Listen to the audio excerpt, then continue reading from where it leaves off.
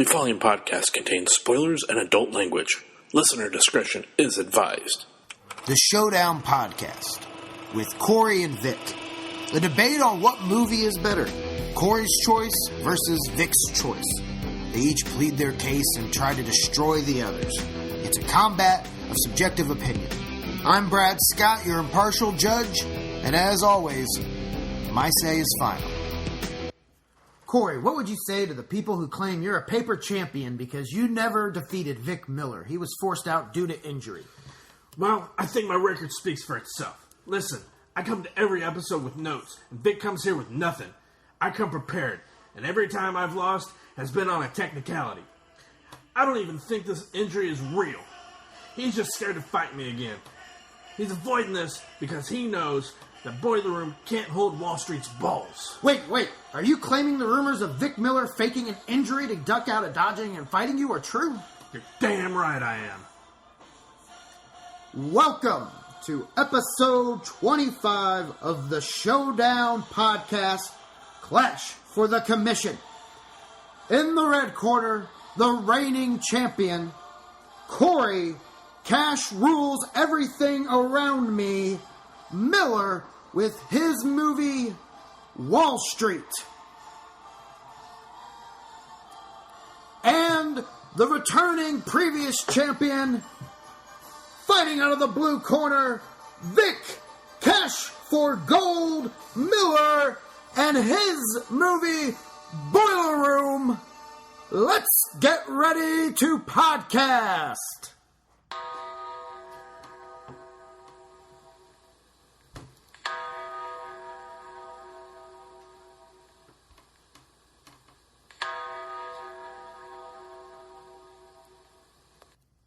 First of all, rumors of my demise have been greatly exaggerated. Injured, yes, but done? Never, bitch. Never.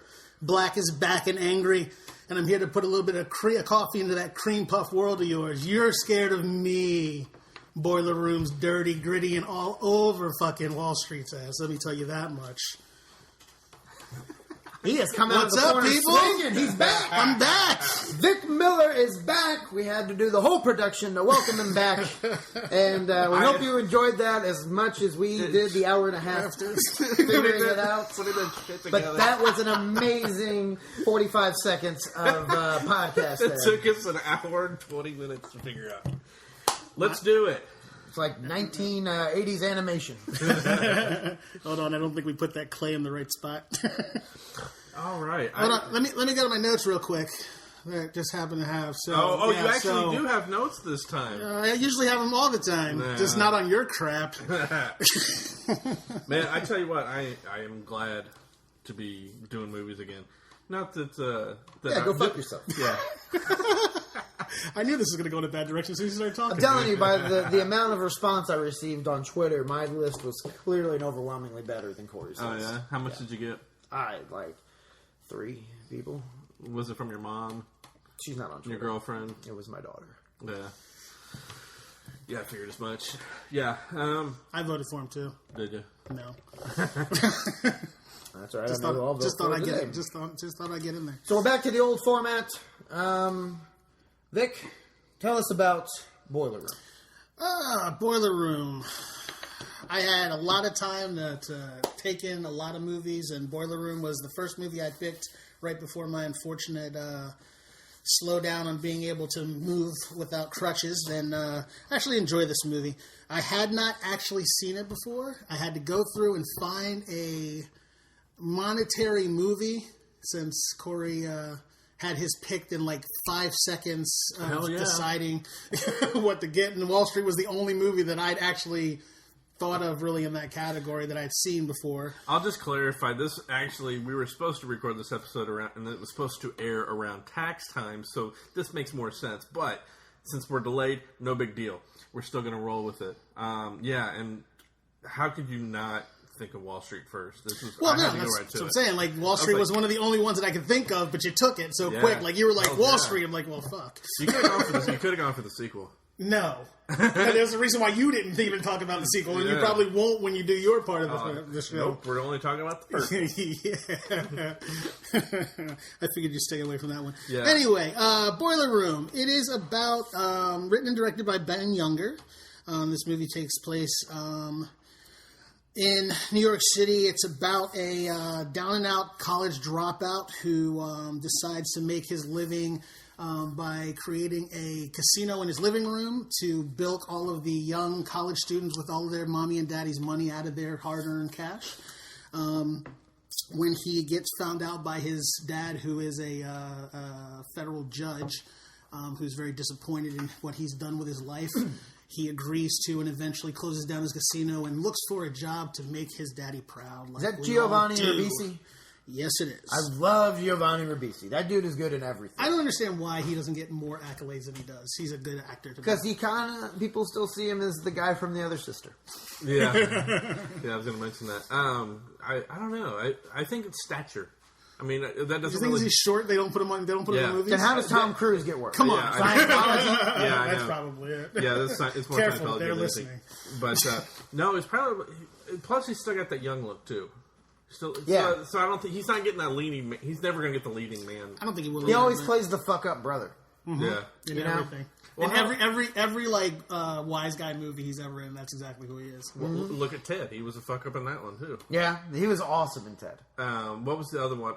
He's in the Fast and the Furious. The gangster, Wasn't he? The, Or not? No, Gone in 60 Seconds. Yeah. Yeah, and there was the one. I know what you're talking about. I can't think The of the name of it. gangster The one. one with Vin Diesel was in it with him too. Yeah. They went to some town and Josh Brolin was in it too. I can't remember what it is. I've been trying to remember what that movie is for like the life of me. Look it up. Yeah, look it up. Go ahead. Anyway, so he decides to get a job. His cousin comes and see him. That's Jamie Kennedy. This movie has some pretty good actors in it. I don't consider Jamie Kennedy one of the best actors in the world, but I think Jamie He was, Kennedy in this, he was fucking annoying in this movie. in this movie though, like he actually acted. He wasn't just trying to be like the funny guy. Like later on in his career, all he ever does is try to be that funny guy. In this, he kind of tried to. Well, yeah, but in this, he actually tried to get to do some acting, and I don't hate him for that. So he goes. He gets a job with his cousin at a brokerage firm that's J.T. Martin, and he starts to learn the business of trading and brokering and all that good stuff. And he gets into a mass interview. There's a bunch of other guys. It's a cutthroat interview. They have to make 40 sales in order to even get a chance to really be part of the team. He does that passes that test with flying colors, takes the 7 board tests that they throw at him. He passes those with flying colors. Meantime, he becomes friends with all the main brokers and everybody. Which I think there. is funny that he was able to do that without having ever gone to school. Did you watch it? He's a smart guy. He's not stupid. You don't create an entire casino in your front room in New York City and make the money that he was making without having some kind of intelligence to All you. they were doing was playing cards.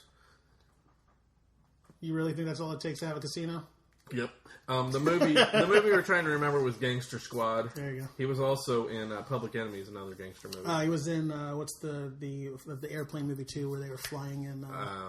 I just looked at it too. The one with Angelina Jolie. In Yeah, it. I can't remember that, but it's good too.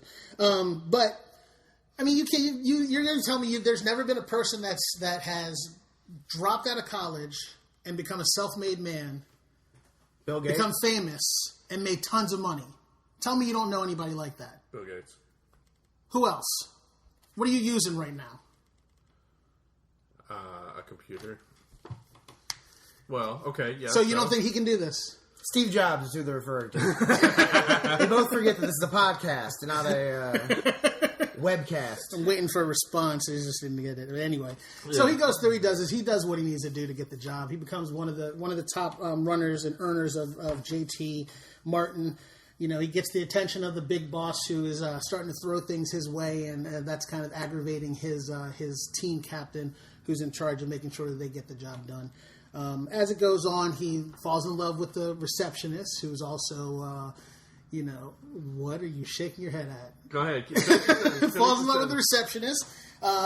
He starts getting things going for him, and he figures out eventually that the place is a sham.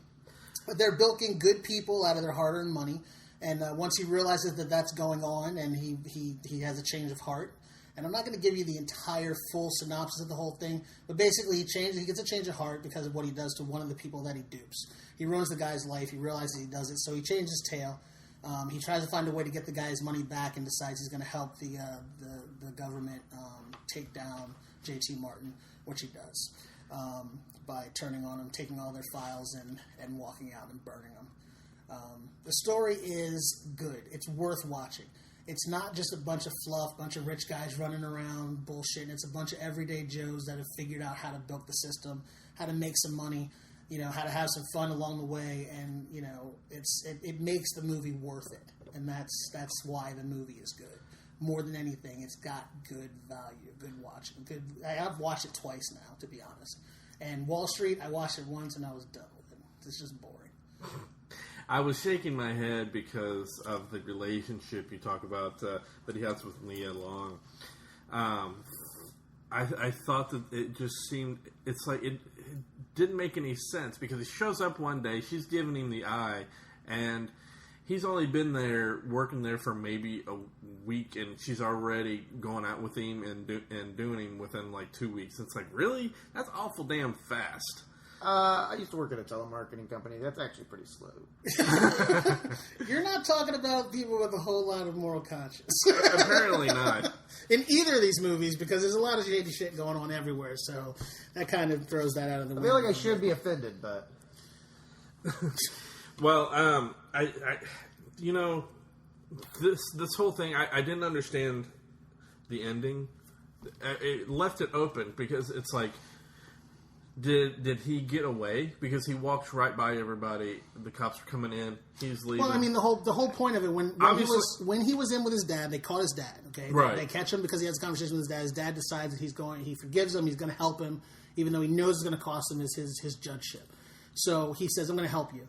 He realizes he's just screwed up his dad. He's just screwed him over. He's losing everything because of him. So he makes a deal with the feds in the office. He says, "I'll help you. I'll get you what you need. But I get amnesty and my dad gets taken out of this." So he walks in. He goes, "You have to get us that information." He walks in. He gets the tape. He walks out. They're not after him anymore. Yeah, he's free. He's clear. Right, but he never gave him the information. He has it in his pocket. Yeah, but he walks right by all of them and leaves. It's and the deal is, you get us the information and give it to us, and you're done. They're not going to let everybody else run out the door while they're arresting him. What's dramatic? What's more dramatic? Like him walking out past everybody, or after him walking out past everybody, he goes to some office, sits down, waits a few minutes, then the detective comes out and talks to him, then he hands it over to him. But see, those detectives should have already been in the parking lot waiting for him to come out and then put him in a car and take him away, and then boom. They probably were. They didn't show that. They showed him They just didn't walking need away. to show that. They showed him walking to his car. Sometimes you need to use your imagination. Nope, not going to do it. I have to be force fed. You going to tell me you don't have to do that in your movie? We'll talk about my movie later. I thought the music in this, while I liked the music, I thought it seemed real forced in a lot of spots because there were some scenes where like this really good song comes on for like 5 seconds and then it's scene change and then it's like a totally new song. It's like that didn't really do anything for me. Let's see, I talked about that already. There is one scene where Giovanni's on the phone, and this doesn't have anything to do with me saying how bad the movie is. I just thought it was funny. He's on the phone and in his kitchen. If you look in the background, there are Diet Coke 2-liter bottles, empty ones, all over the back counter. I was like, man, that dude drinks a lot of Coke. Do you remember what he has? What? He's got a casino. He has people to service. And they drink a lot of rum and Coke. But that was my first thought. That's Maybe what they I'm like saying. rum and Coke. Apparently. But I thought that I just thought that was funny. That was my first thought. And like I said... See, you spend too much time like trying to... You have to sit back and enjoy the movie. There was a line that his dad tells him, which I thought was hilarious. When he finds out that he's been doing... what he's been doing with this whole scheme. Mm-hmm. He says, "I can't have any connection to you." How are you going to do that? You're his dad. There is a connection. You're stuck. Why does this confuse you? That didn't confuse me. When you find out that I'm committing a crime, and you are connected to me, and you say, "I have nothing to do with you from now on." But we aren't. If I find out my son has robbed a bank, and I walk up to him, I said, "You robbed a bank?" He says, "Yes." I said, "We're done. I have nothing to do with you, and get out of my house." Breaking nothing news! to do with him. Vic Miller disowns his son. You heard it here on the Showdown podcast. Disowning my son has been greatly exaggerated. Why is that unbelievable to you? There are tons of people who disown people all the time in families, fathers, He sons. didn't say he disowned him. He said, I can't have any connection Yeah, to he you. can't. He's a federal judge. Yeah. He can't have You don't anything have a to do with connection. him. It's your son. He can't have anything to do with him. He can't prosecute him. I just thought he it can't was- be the guy that he can't defend him. He can't get somebody to defend him. He can't have anything to do with it. I thought it was he can't be poorly connected. written. Poorly written. It's Yeah. truth. It's life. It's real. Vin Diesel's cheek acne was driving me insane. I mean, it's like the entire movie. It's like, come on, dude, really? Put some makeup on He that. didn't have enough money yet to get rid of it. I guess not. He didn't have the franchise behind him yet. Okay, now at the end, Giovanni's character tells Groot about everything that's going on. Why does he feel this connection towards him? Why Because does he was the one guy in the movie who always had his back. Whenever something went wrong, he was the one that defended him. When Khan was on his ass about like not signing any of his paperwork and not helping him, Vin Diesel's character was always the one to help him. He was always the one to be like, "Hey, get off his back, sign his papers, do this for him, stop being an idiot." That's why he didn't want him to go down with him. I just okay. I am Groot. Because he's Groot. He knew it was Because coming. he's Groot and he's pulling flowers out of That me. was his rocket. Maybe those were starter flowers on his cheeks. Maybe. Let's see. What's this last thing? Oh no, give it to me so I can debunk it for you. You're not on a good roll. Oh yeah. At the end, he's like, "Here, you got to sign this because so this guy doesn't lose all his money." Yeah, because the Federal Trade Commission, I already knew you were going to pull this up. Oh, did you? Yeah, Federal Trade Commission, it has to be signed by a registered broker. Yeah. He's still a registered broker until they pull him out of the system. He's leaving. He's going to go and register that so that guy gets his money beforehand because it's signed. That guy can take that paper and go, "It's signed. You have to give me my money," and they have to give him his money. Who? The food packer guy that he ripped off. No. That was the whole point. Who's got to give him the money?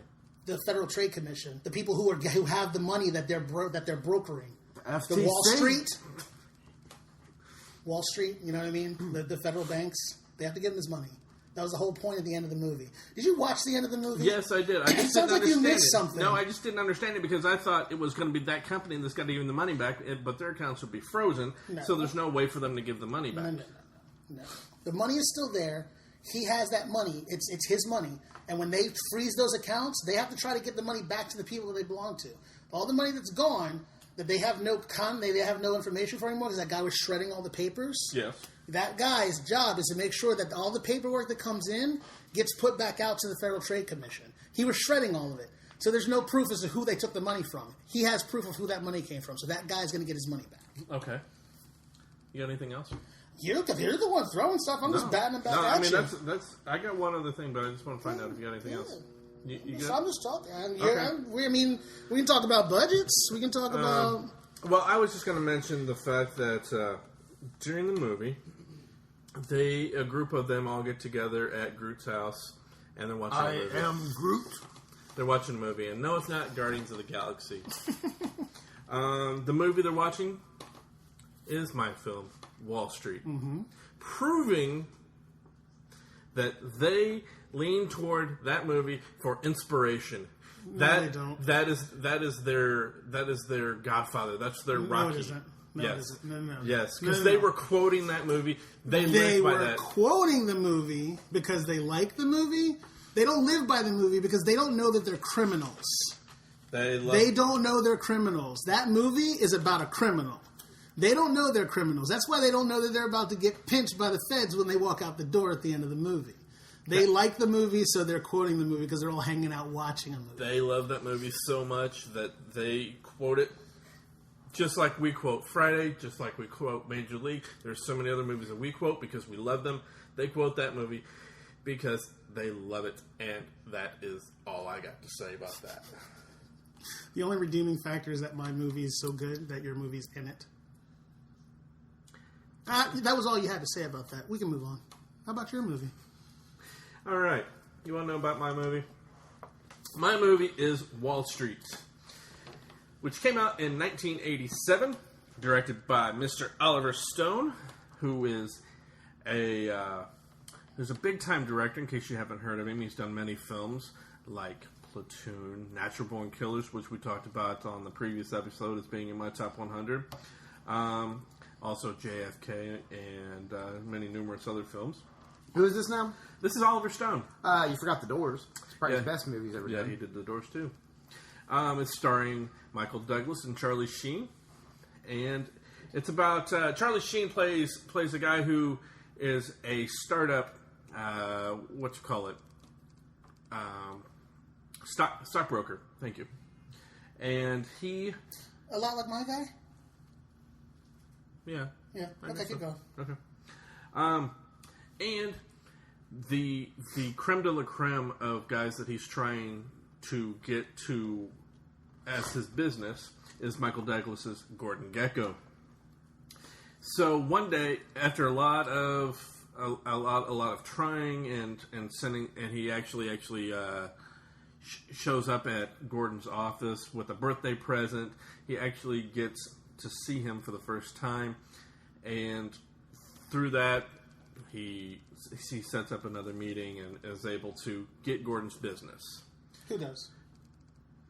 What do you mean who? Who gets Gordon's business? Charlie Sheen's character. What Charlie do before that? What do you mean? What did he do? What Charlie do for a living before he became a startup stockbroker? I guess maybe he's flipping burgers. I don't know. They never mentioned. Yeah, they do. Oh, he worked in the coal mines or what? Not the coal mines, but he worked for the the plane place. The plane place? The airport? Yeah. No, he worked for the Navy or not the Air Force?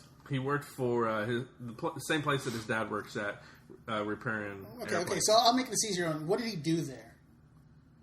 I kind of remember. He was a union foreman. Okay. What's a union foreman do? Fucking I know. Just walks around and makes sure people are doing what they're supposed to be doing. Yeah. You know what kind of education you need for that? High school. Guess what? I'm not even a college dropout. He's a union rep. Oh, that's a big haymaker. Union rep. That's a big haymaker. But he's smart enough to all of a sudden become a stockbroker with no education, no training, no formal background in money. If any way, shape, or form, at least my guy runs a casino that's making thousands of dollars a week. Hold on. I gotta get him an 8 count. 1, 2, 3. This must be one of those technicalities he's talking about. 5, 6, 7, 8. Are you good? Yeah, I'm Are you good. good? Okay, he's good. Step back. All right. Let's fight. Let's get back into it. All right. So anyhow, What was that? Round goes to Vic. what is this? Pacquiao Mayweather? No, because there was actually a punch landed, so it's a little different.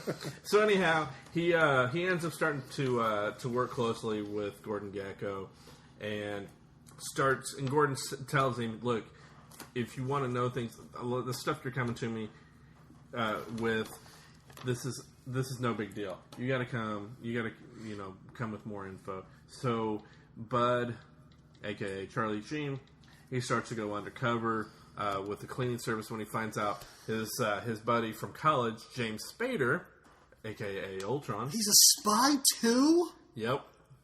He goes undercover and looks for some secrets. So basically, insider trading. It is a really long stretch, man. What do you mean? This character portrayal is a stretch. First of all, it's Charlie Sheen. Yeah. Yeah, Ribisi beats Charlie Sheen hands down. Oh, hell no. Yeah, for this character portrayal, hands down. Anyway. No. So anyway, he gets some secrets and gives them to Gordon Gekko, who then they set up a whole secret account, not a secret account, but under a false name and wiring money and all this technical stuff that goes way above my head, which I couldn't understand because it's so smart. Apparently not Charlie Sheen's because he's a brilliant moneymaker. That's right. So anyhow, it all ends So up. good his dad got him in the movie. Oh, I said it out loud. No, Sorry. he got his dad in the movie. His dad is a co-star. He's not the star. His dad was casted first. Oh, were you there?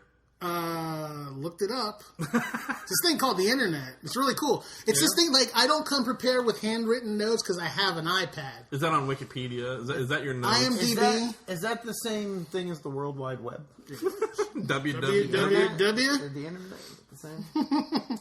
So anyhow, as he's doing all this stuff for Gordon, he's making more money. He gets a better apartment, getting better suits, starting to live the life. But at the same time, he's being looked at by the FBI for insider trading, and in the end, ends up getting busted. And during that time, too, Gordon is trying to close the airline. That's the word I was looking for. That Charlie's dad works for, thus putting everybody out of jobs. And then that's when Bud has a change of heart and realizing Gordon is evil, and ends up doing a rope-a-dope on him, and comes around and tells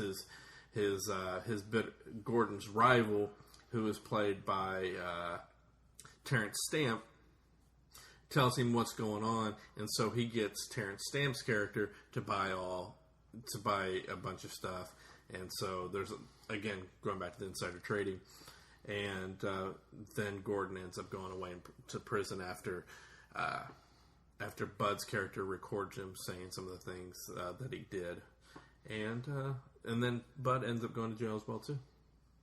Wow. So your guy was so smart, he went to jail. My guy was so smart, he didn't go to jail. Interesting.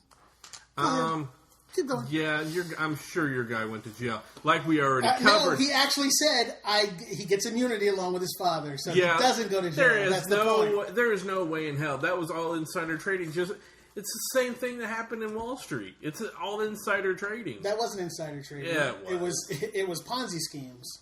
A little bit different. Either way, he's still going to jail for some time. There's no way they're just going to let him off scot-free. No way. Testifies against everybody involved. We'll let you off. That's what they said. No, there's no way it would have happened. There's no way it would have really happened. You're a federal lawyer now too. Yes, I am. I forgot. Yes. See, while you were gone this last month, that's where I was actually taking courses. At University of Phoenix. Corey looks like the guy who sold you weed in high school, but then at the reunion you find out he's the lead singer of a Christian rock band. All right. I don't know if that's good or bad. Are they a successful Christian rock band? Yeah, not as much anymore.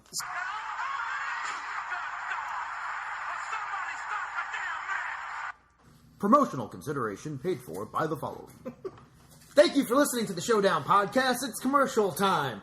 I'm your host, Brad Scott. You can find all of my social media and everything else at www.indiebradscott.com. We also have funny videos, including the legendary interview series, How Was the Ride In? I'm also on Twitter at IndieBradScott, Facebook, Comedian Brad Scott. Come watch me do stand-up live May 21st at the DuPont Bar and Grill in Fort Wayne, Indiana, the 29th in Rushville, Indiana, and June 5th and 6th at Goonies in Rochester, Minnesota, and the 13th headlining the Downtown Comedy Connection in South Bend, Indiana. Corey, where can we find you? I seriously hope that Goonies has like a statue of Chunk or something there. No. Or Sloth even. No, because they enjoy comedy.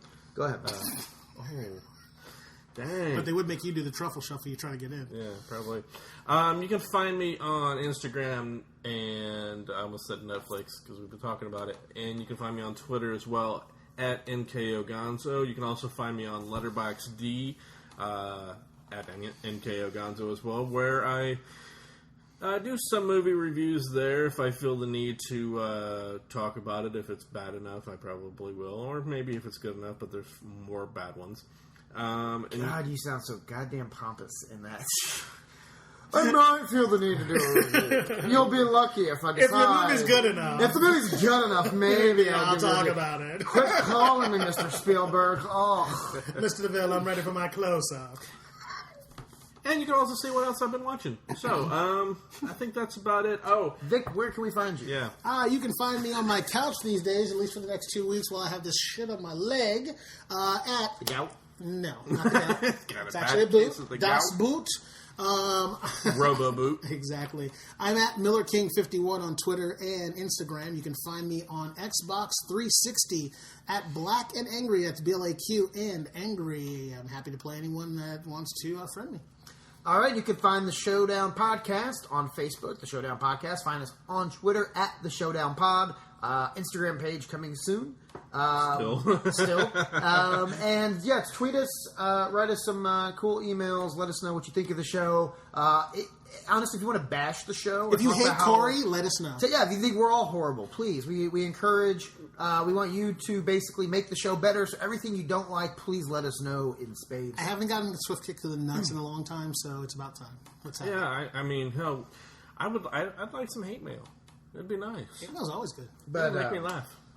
hey, as long as they boo or cheer you, as long as they show an emotion, that's Exactly. what it's all about. Got something out of him. So let's kind of go over. It was a good episode, but let's get to the results. What do you guys say? Let's do it. All right. So you both made arguments. Yes. And I gotta say, I kind of went back and forth. I'm not gonna lie, the emotion of Vic's return kind of swept over me at first, and it's like Willis Reed coming out of the tunnel. Definitely fueled some adrenaline into his argument, and there's a couple of things though. You ended strangely by saying my movie is so good, your movie isn't it. That was a weird. I'm not sure if that was a strong defense of your movie. It's an enigma of a saying. I got to give it to you because I didn't really understand it.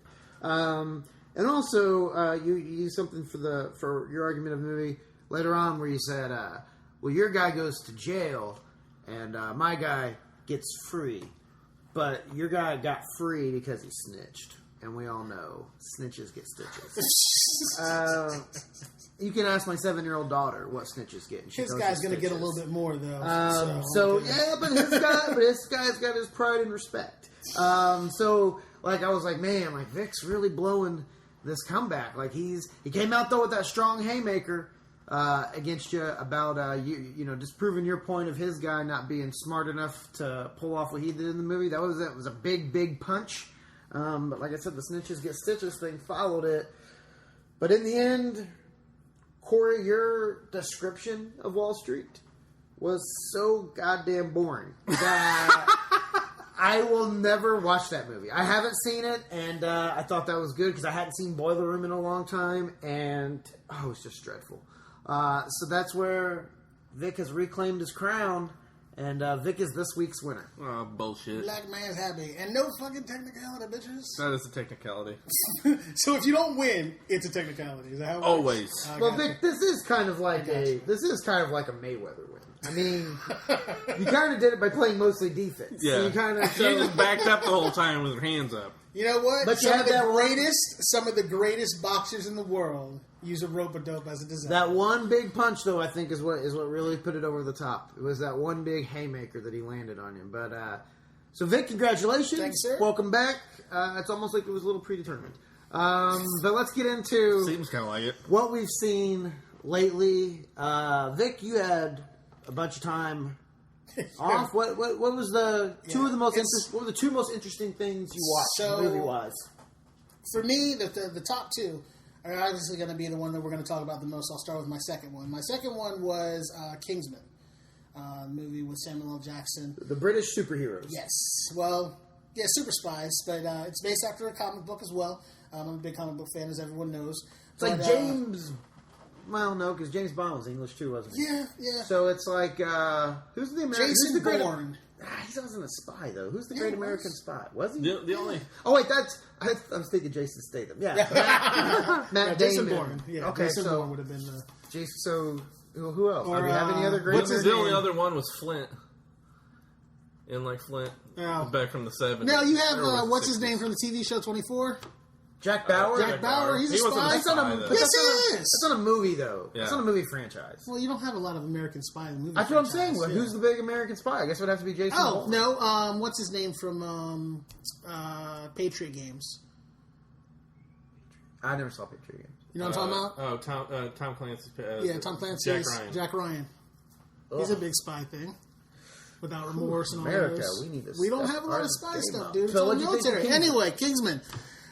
Fight scenes, phenomenal. Like, funny as hell. Like, in like the ingenuity they use in the fight scenes, it's just crazy.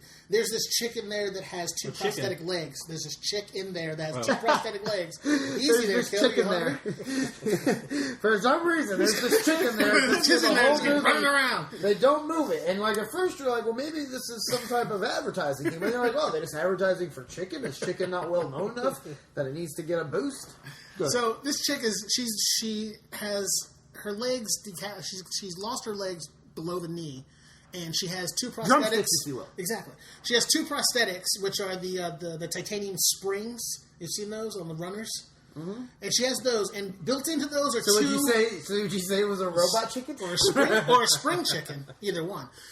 So she has these two swords built into it, and she does these breakdancing moves and like just fucks people up. It's just great. And then the best part about it is Samuel L. Jackson is playing this megalomaniac supervillain who has a lisp, and it's horrible. Really? It's so bad. It's awesome. Is it more awesome than Mr. Glass? Yes, it is. Because that's kind of his other weird Unbreakable. character. Yeah, it's the hair is the best thing about Mr. Glass. Yeah. It's that The lisp. lisp. Oh my god! And he wears it's like wonderful. a hat slightly askew, right? I all thought the that in time, the baseball commercial. cap, and he cannot stand the sight of blood. Like it makes him sick. He throws up, gets sick. He can't watch it at all. He has to, like, turn it I off. actually want to see this movie. It's really good. I've watched this movie. Like I watched. My son got it, and I watched it, and I was like, oh, okay, I don't know about this. I watched it, and then like I continued watching it like 3 or 4 times. And my family hates it now. Was that on DVD now? Well, it's on Showbox.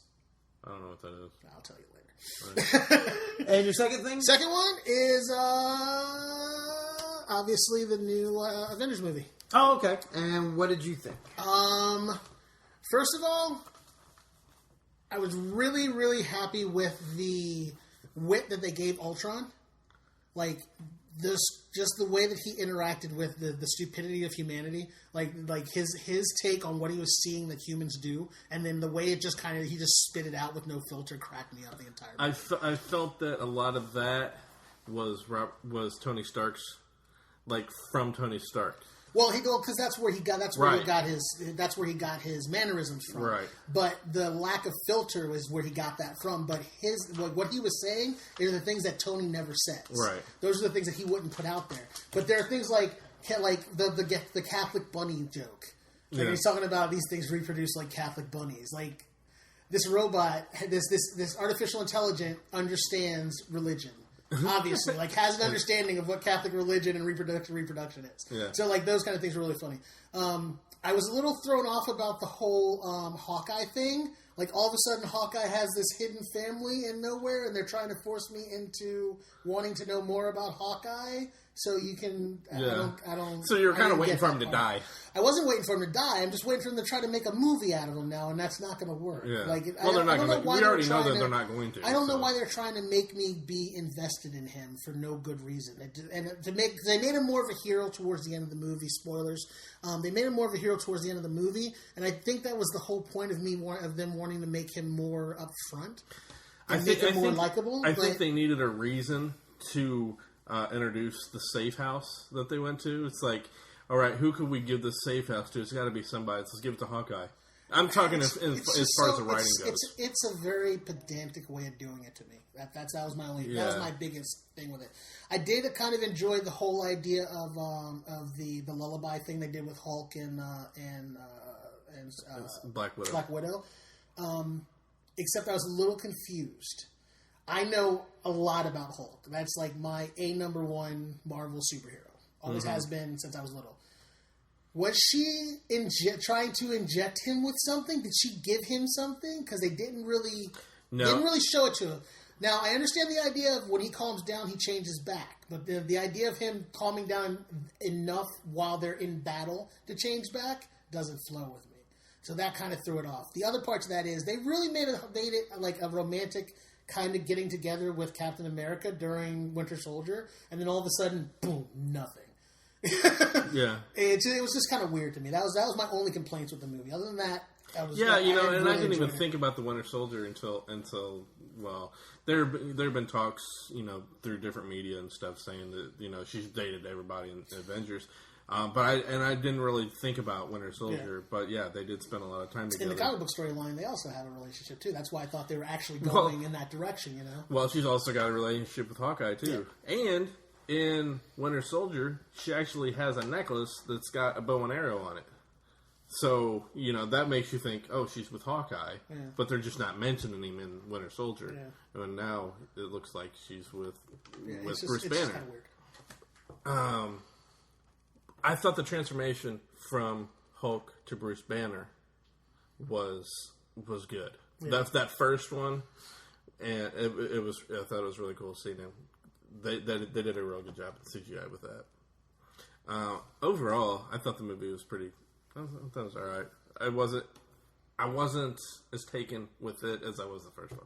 I'm huge on it, so I'm always going to be on the more positive side of that movie, no matter what happens. Yeah, I gave it 3.5 out of 5 stars. Don't get me wrong, but I thought I liked the first one. 3.5. Oh, from the great Corey Miller. Yes, which you can find on my Letterboxd. But let me ask you one other thing. Where do you think Hulk went?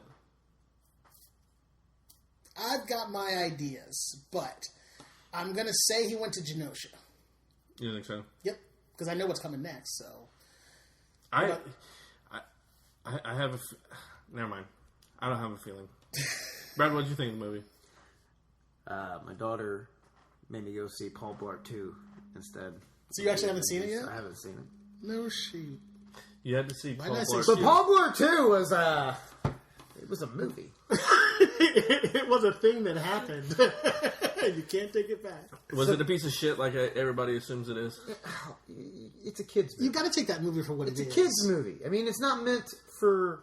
It's not trying to be a groundbreaking adult comedy. They're trying to make money, and my daughter loved it. She laughed through the whole thing.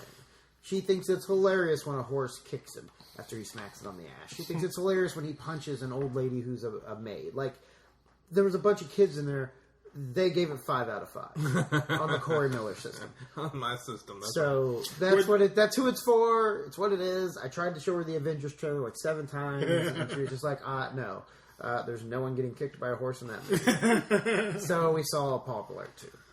Yeah. What did you think of it, though? Like, I mean, I know what you think. I get an idea what you think. But it's better than on some other kids' movies. Let me ask the question differently. Were the jokes in it? Did they have the jokes set up so that adults could enjoy the jokes while the pratfalls entertain the kids? It's like a new Ernest. Oh, really? I mean, it wasn't horrible to where I was just like wanting to kill myself. Yeah. Like some of the other movies I've seen with her. But it wasn't. I don't want to watch it again. Yeah. At all. So I. What did you think of the first one? I haven't seen the first one. Oh, okay. She hasn't either. She didn't. She just saw the preview for the second one. Wanted to see it. So we'll watch the first one again at some point, I believe. Yeah, you probably end up having to watch that 100 times. No. Corey, what were a couple of things you've seen lately that interest? Well, as you can pretty much guess, I saw Age of Ultron as well. There's been a few that I've saw that in the last couple of weeks that I liked. Babadook was one. See, I didn't like it that much. Really? I mean, it was fine, but I thought it was a little overrated. Everybody kept saying how scary it was. I didn't think it was that scary. I didn't think it was that scary, no, but it was suspenseful. It was creepy. And it was had a bit some different. creepy moments. Yeah. Like this, okay, the scene when he's in the room initially with her, and he's on the ceiling and shit. Yeah. And you can hear him. That was pretty good. That was pretty creepy. The book, I thought, was a nice touch when it comes back and it's her cutting the throat and everything else. Like, there were some creepy moments, but I wouldn't put it. I wouldn't put it in my top 5 that I saw this year as far as like horror movies go. Yeah. I saw Imitation Game with Benedict Cumberbatch. That was pretty good. Big Eyes was another one. I didn't know that I didn't realize how true of a story that was based on a true story. Which one? Big Eyes. About the lady that paints the people with big eyes? Yeah, I didn't realize that. What kind of movie is that? It's kind of a. I don't want to. a docudrama. I don't know if that's the right word, but it's like it's based on a true story and it's dramatic, and so It's a docudrama? Yeah, so it's not a docudrama. I guess it's just a drama based on true It story. just sounds so boring. It's Yeah. about a woman that painted people with big eyes. She Well, like and how that, she put, got like screwed paint the over. eyes over them. No, she painted. Show them the picture. Here, if you look at that, Those kind of, you've seen them. Like you see him, you see him. You know when you see it. Oh yeah. Yeah, I would be more interested in the guy that came up with Mario. You know, like well- I'd rather see a docudrama about him. well, it's more of the story about how she's been doing these paintings all this time. She meets this guy, which is Christoph Waltz, and allegedly he's a painter. You find out later that he's not, and he is the mouthpiece for selling her artwork, and at the same time saying it's him doing it. And then when she finds out she's getting screwed out of money, and finds out he's been lying to her about all this other stuff, she divorces him and then tries to sue him, saying that she was the one that did all the paintings. She had to prove it and in court and whatnot. So it wasn't bad. How many stars does Corey Miller give it? I gave that and Imitation Game 3.5. I also saw Everly, which is stars Salma Hayek. I think we talked about that on one of our other episodes. So it's one of the last two episodes. And Digging Up the Marrow. Let me talk about something I did not like, because we always talk. Oh wait, hold on. One was a I documentary. thought Corey was like, we each need to do two things, and he's on like I'm just 12.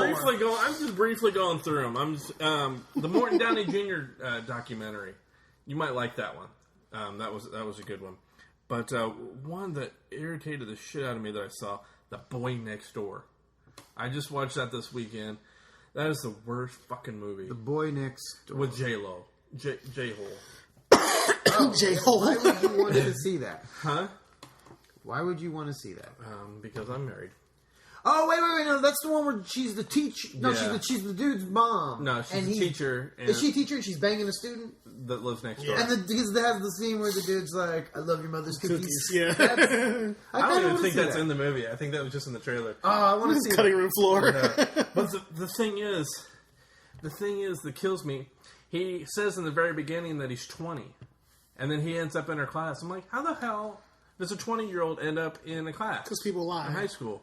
No. Is he actually 20? Yeah. Then what the hell's the basis of the movie? Because it's not legal. That's what I'm saying.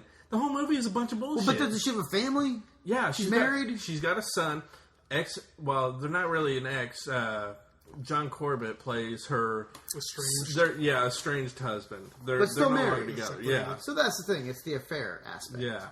And But they make like such a like from what I've seen from the No, things, absolutely. they The make preview such makes a it seem like huge he's thing a about high school kid yeah. who's like, yeah, but he's 16. 20 years old and should not even be in high school. in He's the like, first he's place. like, That he's like a was super duper senior. so he's in high school the whole time. Yeah, he moves. His uncle lives next door to her, and he ends up having, surprisingly has to go and stay in this hospital. So he's staying there in his uncle's house, and then bangs her one time.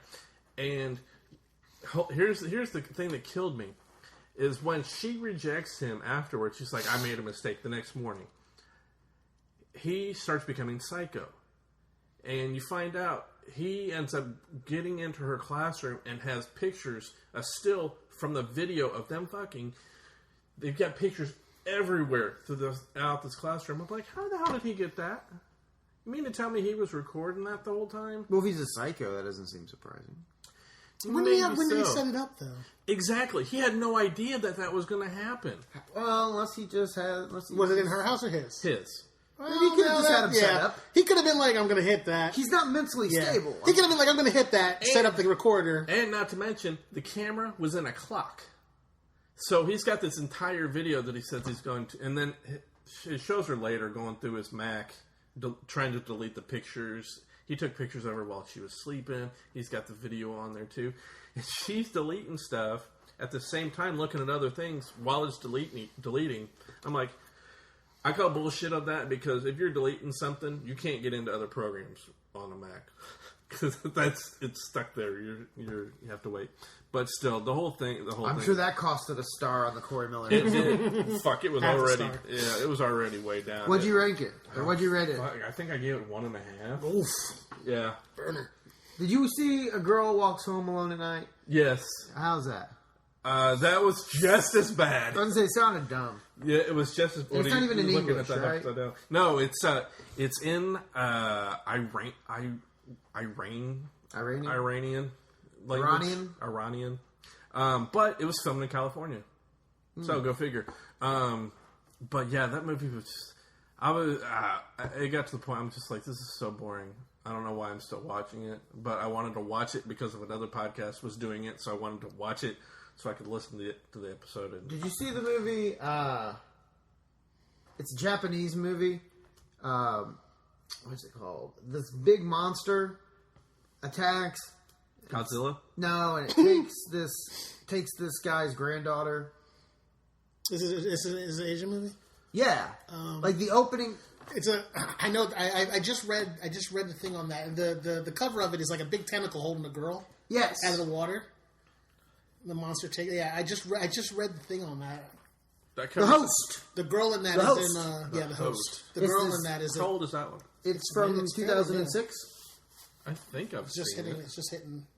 It's on Netflix. Yeah, it's just hitting now. That wasn't terrible, but yeah, I don't know why. The chicken. I thought it was just overrated. The chicken that is in a number of things. Do you have anything else you The saw? most recent one. No, I haven't seen that one. I'm not pulling it up now. The Asian girl in that is a chick from Jupiter Ascending. The chick on the alien chick in that. The alien chicken. Well, there's only one Asian alien chick in the movie, so if you've seen it, He doesn't get there you it. go. I hear those Alien chickens. those alien Asian chickens are really just cats and dogs. It was not white meat. Be careful. All right, I think.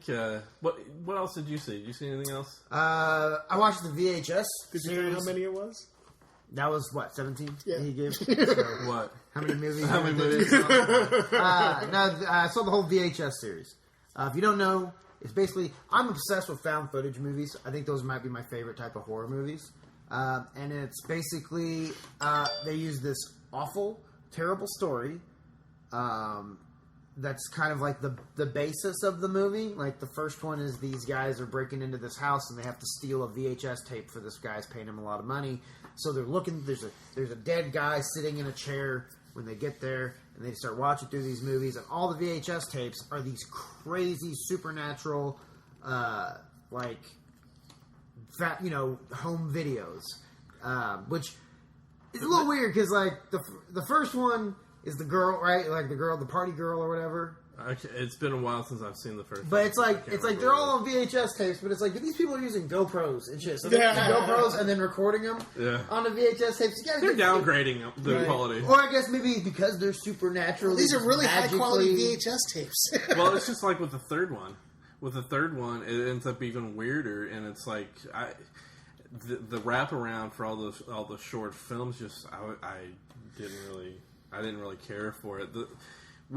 We mentioned earlier off air that we thought the first one was okay, the second one was better, the third one I didn't really care for. I liked them all.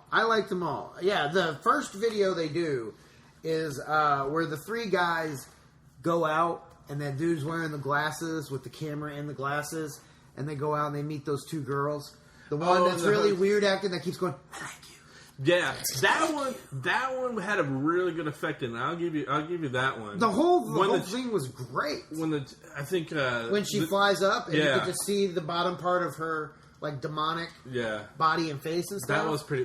Yeah, they meet this girl and these two girls, and they go back to their hotel, and the one girl passes out, and so like they're all three like douchebag dudes, but the guy that's wearing the glasses is supposed to be kind of the one you might feel like is a decent person. Mm-hmm. But the real big douchey guy gets like she passes out, and his buddies are like, "Come on, man, you can't do anything." So he goes on to the girl that's just been quiet and acting weird, and just going like, "I like you" to the guy with the glasses the whole night, and then he starts making out with her, and the dude with the glasses is like, "Oh, like I wanted to hit that," and then all of a sudden She tells him to come over there.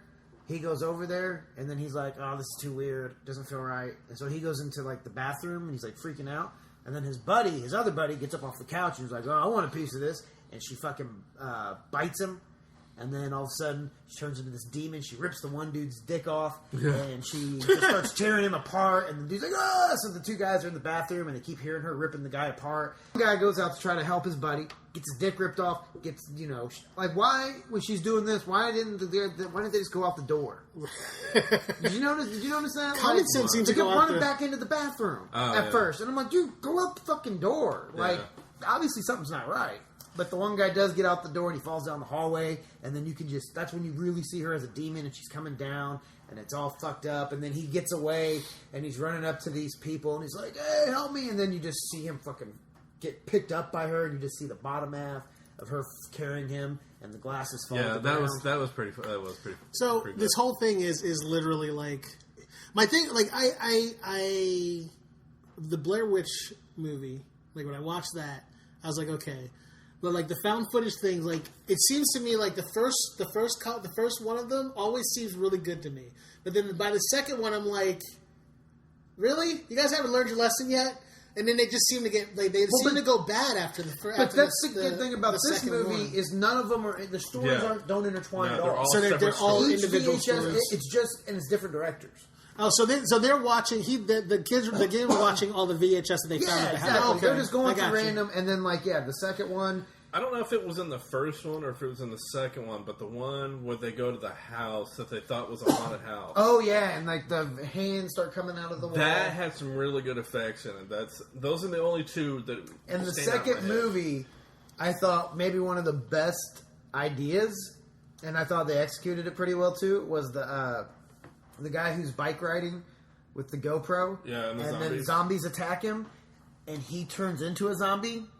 So now you're watching the GoPro of him as a zombie, ambling around as a zombie, going and attacking new people and turning them into zombies. Yeah, it was a great idea. I forgot about that one. And that was really good. I've actually those might be three of my favorite horror films that I've seen in the last few years. You say that you like the found footage film. There's one that I watched in the last couple of weeks too, which I just thought was all right, but you might like it. The Houses That October Built. It's about this group of people. No, that's on Netflix. I see that all the time. Yeah. I've considered watching it, but I kind of think it looks dumb. Is it a found footage? Yeah. Okay. Yeah, it's about these group of people that their plan is to go. They're looking for this ultimate haunted house, and at the same time they're making this documentary on haunted houses. So they end up pissing off their own people. And so they're slowly being chased throughout the whole film, although they don't realize it until about 3/4 of the way through. But it's all right. It wasn't bad. It was different, but something else that reminds me of VHS that's similar, but it's not found footage. The ABCs of Death. The first one was okay. The second one was even worse. The ABCs of Death? Yeah. It's not found footage? No, it's not. Okay, because that's another one I've always seen. Yeah. They're interesting. Out of the VHS ones, the other one that I really liked was the cult one, where they infiltrate in the cult, and all the people end up becoming zombies again, and like the cult leader. I don't remember what was and, that. They give birth to like a demon, and the demon chases the dude around. It's a big fucked up looking like Satan, because it's like the Antichrist. Yeah. No, I know what you're talking about. Yeah, watch those VHS movies are really underrated. I know exactly what you're talking about. Those are freaky as hell. I think that the main thing, I think the less production value there is to a found film movie, the better I like it. If they try to make a found film movie into an actual production, like a big production movie, I think it throws it off for me, and I can't enjoy it for some reason. It just separates it for me. I don't know. But I'm actually getting that movie right now. So yeah, they're on Netflix. If you got Netflix at home. So the thing I was going to tell you about is when you're trying to find movies, I found this thing online. I know you guys use iPhones, but if you have a Android tablet or an Android phone anywhere, doesn't even need to be connected as long as you have Wi-Fi. download a program called Showbox, and it Are you sure you want? Are you sure you want the listeners to hear this? Yes, we want them to watch the movies. Oh, okay. Why not? Well, you said earlier we'd talk about it off air. Yeah. Okay. Well, there's a YouTube video about it, so I figured why not spread the love. Okay. But I found a lot of the movies, like when you were having trouble finding some of the movies, like I was like, I can't find this freaking movie anywhere. Yeah. I just went on there, it's there. Like I think anyway, so. wasn't that isn't it like $4.99 or something like that? What? Showbox is Oh free. no! You said you have to be on that. Yeah, Showbox is free as long as you have an Android. Like even if you have a tablet or anything. I have my son's old Android phone. Like when I don't feel like I'll just put them on there. We'll just download them on there. It downloads right to my computer, and we can put them on the computer. So. Yeah, I ended up buying Boiler Room for like $2. Yeah. And I found Wall Street over the weekend. See, that's the thing with me is I don't collect movies. I watch them, but I don't like to collect them. So like, I didn't want to buy Boiler Room, but I didn't have a choice. So that is it for this episode. Join us for the next episode, which will be... It's going to be Hatchet versus Monster Squad. So yeah, it's our monster episode. Hatchet, the story of a boy, plane crashes in the wilderness, and he only has his trusty hatchet to survive. You might remember from reading it in fifth grade. I think it's a whole other movie. Yeah. Maybe we should write that one. I bet you I know who owned that plane company. Yeah. You think it's Bud's? Yeah, probably. Bud's dad? Yep. Okay. All right. Well, we Closing strong like always. I tried to do it smoothly. Thank you for listening. Seriously, thank you. we really appreciate you. We don't deserve you. Yes. But we appreciate you. And we will see you next time for Vic and Corey Miller, the Miller Brothers. I'm Brad Scott.